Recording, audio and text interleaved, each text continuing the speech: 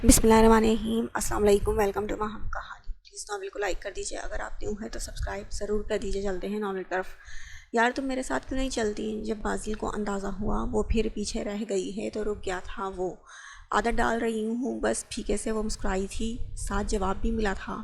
تمہیں نہیں لگتا تمہیں ساتھ چلنا سیکھ جانا چاہیے؟ وہ اب آہستہ آہستہ قدموں سے چل رہا تھا تاکہ وہ پھر اس سے پیچھے نہ رہ جائے۔ میں نے سیکھا تو تھا، پر تمہیں تیز چلنے کی عادت ہے ہمیشہ سے۔ وہ اس سے کہنا چاہتی تھی کہ اسے اس کو پیچھے چھوڑ دینے کی عادت تھی، مگر کہہ نہیں سکی۔ وہ جانتا ہی کہاں تھا کچھ پری کے دل کے بارے میں، مگر وہ بنا کہے بھی اس کے دل کی بات سن لیتا تھا، سو رک گیا۔ کبھی کبھی انسان کو اپنی جنگیں خود لڑنا پڑتی ہیں۔ میں نے کوشش تو کی تھی جب تم مجھے یہاں اکیلا چھوڑ کر یورپ چلے گئے تھے، اور تب سے وہاں تک جب مجھے کسی بوڑھے لالچی سے بیاہ جا رہا تھا، نہ چاہتے ہوئے بھی وہ کہہ گئی تھی۔ میں نے تمہیں شروع سے ہی کہا تھا میں ہمیشہ تمہیں بچانے کے لیے موجود نہیں رہوں گا، اور میں آیا تو صحیح، کم از کم عین وقت پر موجود تھا، تبھی تم آج میری بیوی ہو۔ وہ سنجیدگی سے کہتا ہوا بینچ پر بیٹھ گیا تو وہ بھی اس کے ساتھ بیٹھ گئی تھی۔ وہ بے اختیار اسے دیکھ رہی تھی۔ وہ ہمیشہ اسے بچا لیتا تھا اور وہ اس پر بھروسہ کرتی تھی ہمیشہ سے ہی، یہاں تک کہ اس بے خبر دل میں وہ کیا سوچتی ہے، اور وہ بھی بس انسانی ہمدردی کے لیے شاید اس کے حق میں بولتا تھا وہ، ورنہ اس کے درمیان کچھ بھی تھا مگر محبت تو نہیں تھی۔ ایسا کبھی نہیں ہوا تھا کہ وہ اس کے لیے کسی جگہ موجود نہ ہوا ہو۔ پھر پتہ نہیں وہ کیوں اس کو مضبوط کرنے کی کوشش کرتا تھا، اپنی دفاع کرنے کی قابلیت دان کرنے لگا تھا۔ وہ چاہ کر بھی ویسا نہیں بن پائی تھی جیسا وہ اسے دیکھنا چاہتا تھا، مضبوط اور خود اعتماد۔ اس کے بعد وہ ہر جنگ میں چاروں شانے چت گرتی چلی گئی۔ نہیں تھی وہ واریر، نہیں تھی وہ یہ جانتی تھی اچھے طریقے سے۔ اسے اپنے لیے، اپنے حق کے لیے لڑنا کبھی نہیں آیا تھا، اور ہر چیز قبول کر لیتی تھی، یہاں تک کہ اس نے انچاہا ساتھی بھی قبول کر لیا تھا، اور وہ ہر جنگ جیتتا آیا تھا اپنے حق کے لیے۔ کوئی بھی جنگ چھیڑ سکتا تھا۔ وہ ایک بہترین واریر تھا۔ ہاں، وہ ایسا ہی تھا جس پر آنکھیں بند کر کے بھروسہ کیا جا سکے، جس کی موجودگی ہی علامت ہوتی تھی جنگ کے جیتنے کی۔ وہ اسے ہمیشہ گرنے سے پہلے سنبھال لیتا تھا، مگر اب جب وہ اتنے سالوں بعد آیا اور پھر اچانک اس کا شوہر بن گیا، وہ سمجھ ہی نہیں پا رہی تھی اسے کیا رد عمل دینا چاہیے۔ جب وہ پاس آتا تھا تو وہ دور بھاگتی تھی، جب وہ دور جاتا تھا تو وہ اسے ڈھونڈنے لگتی تھی۔ اتنے سالوں میں کبھی اسے بازل کا خیال ایسے نہیں آیا تھا۔ وہ جانتی تھی یورپ جا کے وہ بھول گیا ہوگا، یہاں تک جب اس کی کال بھی وہاں سے آتی تھی تب بھی کبھی بازل نے پریویش کے بارے میں نہیں پوچھا تھا، اور اب وہ آیا اور اس کا شوہر بن گیا تھا۔ قدرت کے کھیل وہ نہیں سمجھ پا رہی تھی۔ بازل کو اچھے سے یاد تھا جب پریویش اس کے گھر آئی تھی، ایک ڈری سہمی لڑکی جو اپنے سائے سے بھی خوف کھاتی تھی۔ بازل کو اس میں دلچسپی نہیں تھی۔ وہ جینس پہنی ہوئی ماڈرن لڑکیوں میں رہتا تھا، جبکہ پریویش ایک عام سی لڑکی لگتی تھی اسے اس میں کوئی کشش محسوس نہیں ہوتی تھی، مگر وہ چاہتا تھا کہ وہ بدل جائے۔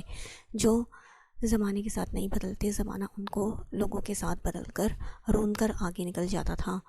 بازل کے لیے اس میں اتنی کوئی کشش نہیں تھی، تب وہ اس کی مدد کر لیا کرتا تھا، اور جہاں اسے لگتا پریویش کو اس کی ضرورت ہے وہ وہاں کوشش کرتا وہاں موجود ہو۔ اب وہ شاہ حیدر فیملی کی ممبر تھی، اور بازل چاہتا تھا وہ برتاؤ بھی ویسا ہی کرے۔ یورپ میں اتنے سال گزار کر جب وہ واپس آیا تھا تب بھی وہ ویسے کی ویسی ہی تھی، اور پھر حالات ایسے ہوئے کہ وہی لڑکی اب اس کی بیوی بن چکی تھی، اور بازل چاہتا تھا کہ وہ بدل جائے، کم از کم اتنی تو بدل لے کہ وہ اس کے ساتھ چل سکے۔ یہاں پہاڑوں میں آنے کا مقصد بھی یہی تھا کہ پریویش کی کونسلنگ کر سکے کچھ ہو، مگر ماحول، سردی اور تنہائی بازل کے جذبات کو ابھار کر اسے پریویش کے قریب جانے پر مجبور کرنے لگی تھی۔ وہ گندمی رنگ کی لڑکی بازل کی زندگی بنتی جا رہی تھی۔ وہ خواہش کرنے لگا تھا اس کا قرب حاصل کر سکے، اپنے دل کی بےتابیاں بتا سکے جو اسے سامنے دیکھتے ہی اس کی طلب کرنے کے لیے ہمکتا ہے، اسے اپنے قریب رکھ سکے، مگر پریویش اس کے روڈ بیہیویئر سے پریویش کے چڑ جاتا تھا۔ بازل اسے جدید ماحول میں ڈھالنا چاہتا تھا، مگر وہ ابھی تک ویسے ہی رہنا چاہتی تھی۔ بازل کو سمجھ نہیں آ رہی تھی کہ وہ کیسے اسے بدل سکتا تھا، اور اوپر سے بازل بہت مشکل سے اپنے احساسات پر کنٹرول کر رہا تھا۔ یہ جنون قربت کیا رنگ لاتا ہے وہ خود نہیں جانتا تھا۔ بازل کو بھی شاید کچھ وقت اسے دینا پڑے گا کہ وہ اس رشتے کو دل سے قبول کر سکے۔ بازل کوئی جلدی نہیں کرنا چاہتا تھا، مگر وہ اپنی بے اختیار ہوتے جذبوں سے الجھ رہا تھا۔ وہ چاہتا تھا اس کے غم بانٹ سکے، مگر جب وہ اس کے سامنے آتی تھی تو بازل کا دل بے اختیار ہونے لگتا، اس کا قرب چاہنے لگتا۔ وہ اسے اپنی روح میں سما لینا چاہتا تھا کہ اس کے تمام غم ختم ہو جائیں۔ وہ اپنے لبوں سے اس کی روح کا ہر دکھ کھینچ لینا چاہتا تھا، مگر وہ کچھ سمجھنا ہی نہیں چاہتی تھی۔ یہ میں تمہارے لیے تحفہ لایا ہوں، امید کرتا ہوں تمہیں پسند آئے گا اور تم اسے پہنو گی۔ بازل نے اسے ایک بیگ پکڑایا تھا۔ پریوش نے اسے کھول کر دیکھا، اس میں نیٹ کا نائٹ ڈریس تھا، ایک اسٹائلش سا۔ پری سر سے پیر تک سرخ ہوئی تھی۔ استغفر اللہ، میں یہ کبھی بھی نہیں پہنوں گی۔ بازل کو واپس کرتے ہوئے وہ بگڑی تھی۔ کوئی بات نہیں میری جان، میں خود پہنا دوں گا پھر، شوخی سے کہتا ہوا وہ اس کے قریب آیا تھا۔ خبردار میرے قریب بتا نا۔ وہ پیچھے کو ہٹی تھی، مگر پیچھے دیوار تھی، وہ اس کے سامنے کھڑا تھا، بالکل قریب، اس کی آنکھوں میں جھانکتا ہوا۔ کیا وائفی، تمہیں میرے لیے سجنا سنورنا چاہیے، مجھ پہ توجہ دینا چاہیے۔ اس نے اس کے گرد دیوار پر ایک ہاتھ رکھا اور اس کے قریب جھکا تھا۔ پری کی جان ہوا ہوئی تھی۔ دیکھیں، دور ہو کے بات کریں۔ کیوں میری جان، میں تو ان دوریوں کو دور کرنا چاہتا ہوں اور تم دور ہونے کی بات کر رہی ہو۔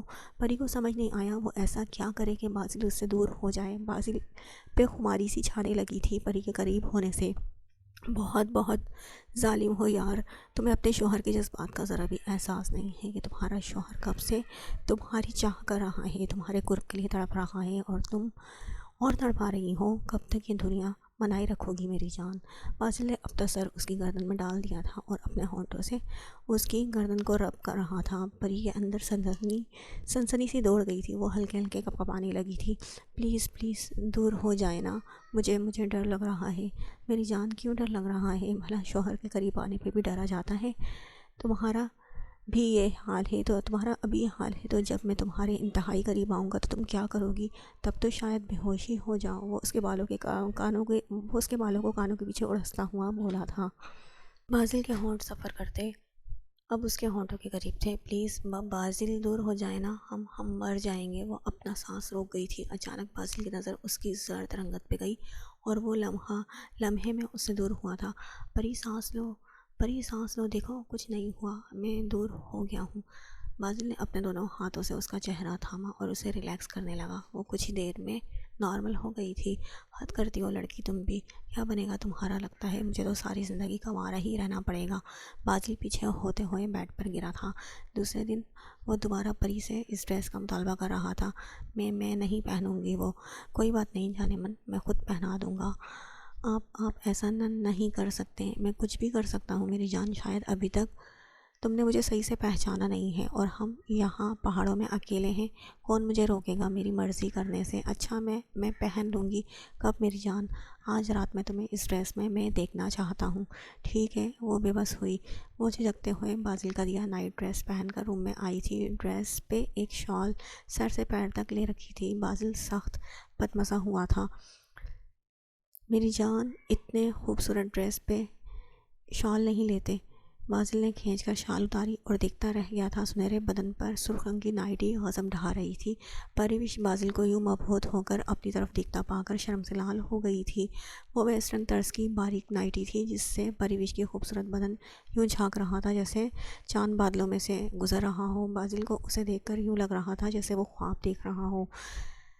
پریوش اپنے بدن کو چھپانے کی کوشش میں ہلکان ہو رہی تھی، مگر وہ نائٹی ایسی تھی کہ پری لاکھ کوشش بھی کرتی وہ کچھ بھی چھپا نہیں پا رہی تھی۔ بازل نے ہاتھ بڑھا کر اس کے شفاف گالوں کو چھوا تھا جو برف کی طرح نرم تھے۔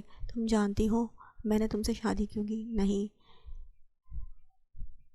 کیونکہ مجھے لگا تمہیں کسی ایسے کی ضرورت ہے جو تمہاری جنگ لڑ سکے، مگر اس فیصلے نے میرے اندر ایک ایسی جنگ چھیڑ دی ہے جو میں روز کبھی جیت جاتا ہوں تو کبھی ہار جاتا ہوں۔ اس پر اس کے بدن کا خمار سا چھا رہا تھا اور بہک رہا تھا۔ کمرے میں آتش دان میں لکڑیاں جل رہی تھیں، مگر بازل کو اپنے اندر ایک ایسی آگ جلتی ہوئی محسوس ہوئی جو پریوش کی قربت سے شاید بجھتی۔ میں جیسی ہوں ویسی ہی ٹھیک ہوں، وہ سر جھکائے بولی تھی۔ میں تمہیں بدلنا اس لیے نہیں چاہتا، جیسی تم ہو ویسی اچھی نہیں لگتی ہو۔ میں اس لیے بدلنا چاہتا ہوں تاکہ تم زندگی کو مختلف نگاہ سے دیکھو اور جی سکو۔ پریوش نے نگاہیں اٹھا کر اسے دیکھا تھا۔ وہ خطرناک حد تک خوبصورت تھا۔ پریوش کو اندازہ ہوا کہ وہ اس خوف میں مبتلا ہے کہیں بازل سے اسے محبت نہ ہو جائے۔ اس نے جس سے بھی محبت کی تھی اسے ہمیشہ ہی اس سے چھین لیا گیا تھا۔ بازل نے شاید ڈر اس کی آنکھوں میں پڑ لیا تھا، تبھی بولا، تمہیں اگر ڈر ہے میں بدل سکتا ہوں یا وقت گزاری کے لیے کر رہا ہوں تو بول سکتی ہو، ہم اپنے دل کی الجھنیں مل کر سلجھا سکتے ہیں۔ پریوش نے گہرا سانس لیا تھا۔ نفسیاتی ڈر اتنی آسانی سے نہیں جاتے، ہر انسان کا کوئی فوبیا ہوتا ہے، کوئی بلندی سے ڈرتا ہے، کوئی پانی سے۔ پریوش محبت سے ڈرتی تھی۔ وہ بازل کو اس لیے نہیں دیکھنا چاہتی تھی کہ اسے بازل سے محبت نہ ہو جائے، اور بازل اسے اس لیے دیکھ رہا تھا، شاید اسے محبت ہو گئی تھی۔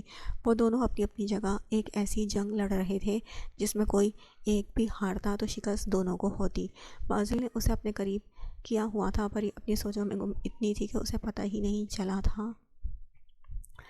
بازل پریوش کے بدن سے اٹھتی خوشبو کو محسوس کرتے ہوئے اپنا ضبط آزما رہا تھا، ورنہ اس کی چاہتی پری کی خوشبو کو اپنی سانسوں میں بسا لے۔ کمرے سے باہر تاریکی پھیل رہی تھی اور کمرے کے اندر ذرا سی غربت۔ وہ اسے نظر ملا کر بات نہیں کر پا رہی تھی، وہ جس سے وہ بظاہر بے پرواہ نظر آنے کی کوشش کرتی تھی، مگر حقیقت میں وہ جانتی تھی اس شخص سے اسے محبت ہو گئی تھی۔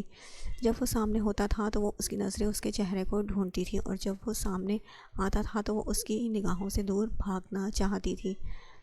وہ جانتی تھی کہ وہ اسے ایک 20 سال کی کم عقل لڑکی کی طرح ٹریٹ کرتا ہے، وہ اس کی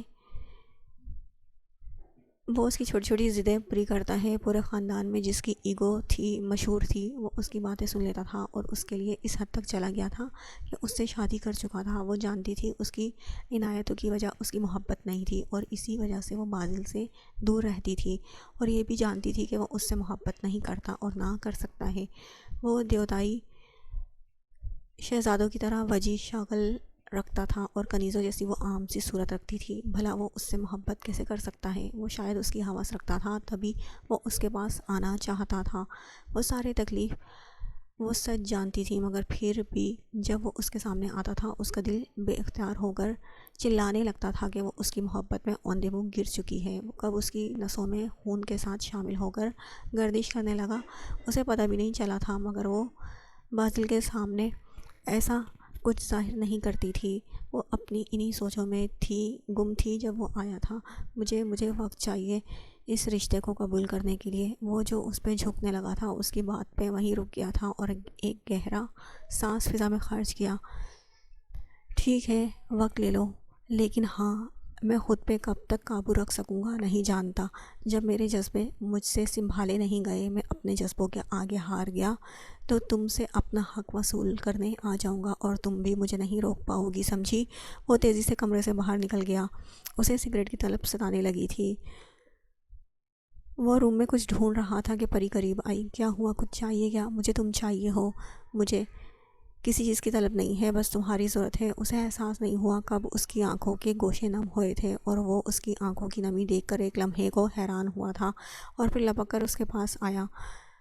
او لڑکی، کیا ہوا تمہیں؟ یہ آنکھیں، ان میں آنسو کیوں ہیں؟ وہ بے چین ہوا تھا۔ اپنے لیے اس کی بے تحاشا فکر، پریشانی، ہر ضد کو پورا کرنا، سب کچھ چھوڑ کر اس کی ایک کال پر کہیں سے بھی آ جانا۔ وہ اس کا شوہر تھا اور وہ اس کی بیوی، مگر وہ اس کے ساتھ ناانصافی کر رہی تھی، یہ وہ بھی جانتی تھی۔ وہ عجیب الجھن میں تھی۔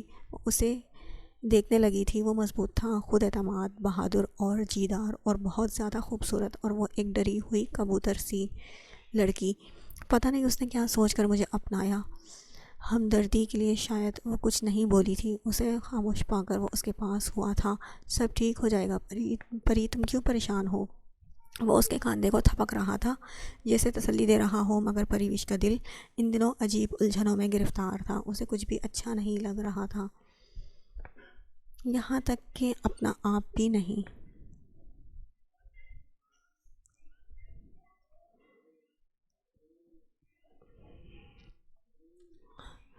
پری، پیکنگ کر لو، ہمیں شام میں گھر کے لیے نکلنا ہے۔ پاپا کی کال آئی تھی، انہیں ضروری کام ہے۔ وہ عجلت میں لگا تھا۔ پری نے بس ہاں میں سر ہلایا تھا۔